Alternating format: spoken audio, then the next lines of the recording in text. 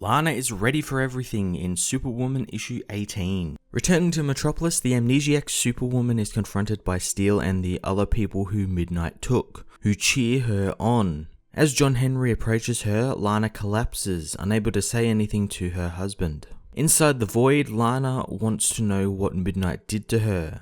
Midnight is confused as well, since the exchange of power didn't work and she can no longer fight Superwoman. Since the two can't fight each other, they decide to learn what is going on, starting with who is the Superwoman running around in the real world. While arguing, they can hear Natasha talking to the other Superwoman. Because of this, Midnight learns that she is indeed in control of Lana's real body, and they both realize instead of being in the void, they are actually inside Lana's head. As Natasha helps her aunt recharge with the solar lamps, Lana demands Midnight return her body, but the robot refuses, proclaiming that she is finally free. Lois and Maxima arrive to see her, and Midnight is surprised since she never had physical contact with someone before Maxima touches her. Lois stays behind to tell Lana how proud she is of her and what she did for the city. Lana thanks her, which reveals that Lana is still in control of her mind. Midnight is shocked to learn that because of this combination, she can now feel.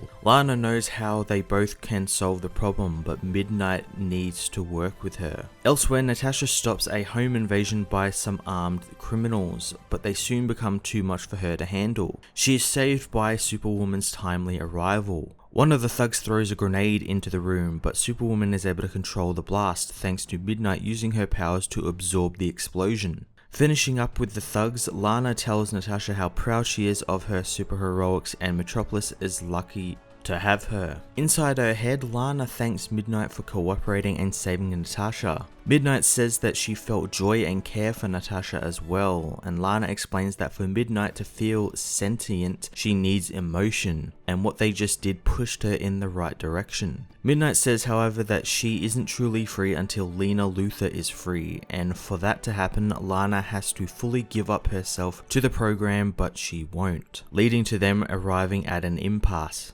Later that day, Lana and John Henry talk about their relationship, and because of the recent events, John Henry has begun to appreciate Lana as his partner more. They are interrupted by a little girl who wants Lana's autograph, since she is the girl's favourite journalist. Seeing this makes Midnight sad that these moments are not something she can have. Midnight says that instead of taking Lana's power, she could let it destroy her and free her from the slavery of Lena. Lana doesn't want to kill her, but Midnight says that her energy will be transferred into everything in the living world. The program tells her that the world loves Lana Lang as a friend, partner, mentor, and as the hero Superwoman, so she needs to do this. Agreeing, Lana activates her powers, reaching out for Midnight, who thanks her for not only creating her, but freeing her as well, since that indeed makes her a hero. Back in the real world, Lana feels her body return and Midnight's energies spread into the world, telling John Henry she is ready for everything. Superwoman issue 18 saw one of DC Rebirth's first books come to an end. A lot of people are saying that it was abruptly cancelled and everything, but really Kay Perkins got to wrap up Lana Lang's story as a hero and send her off into the DC universe with a new outlook on life.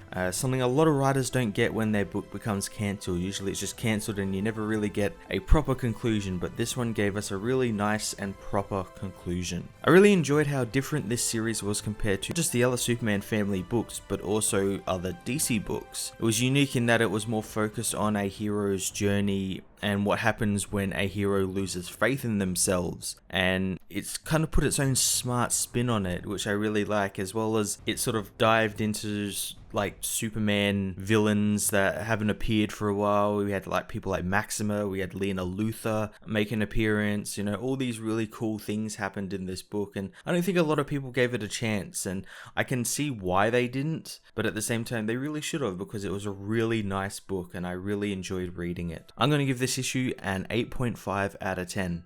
Hey everyone, thanks for watching my newest video. If you enjoyed it, you might also like to check out my other reviews here on my channel. You can also follow me on various social media platforms like Twitter by searching Matt_FOS, or even join the Comic Multiverse Discord server and chat with other comic book fans, including myself and Joel from Cape Joel. Want cheap comics and trades? Head over to the book depository with the link in the description to get the cheapest trades and comics around, along with free shipping anywhere in the world. Until next time, this has been Matt of the Fortress of Solitude. Thank you so much for watching.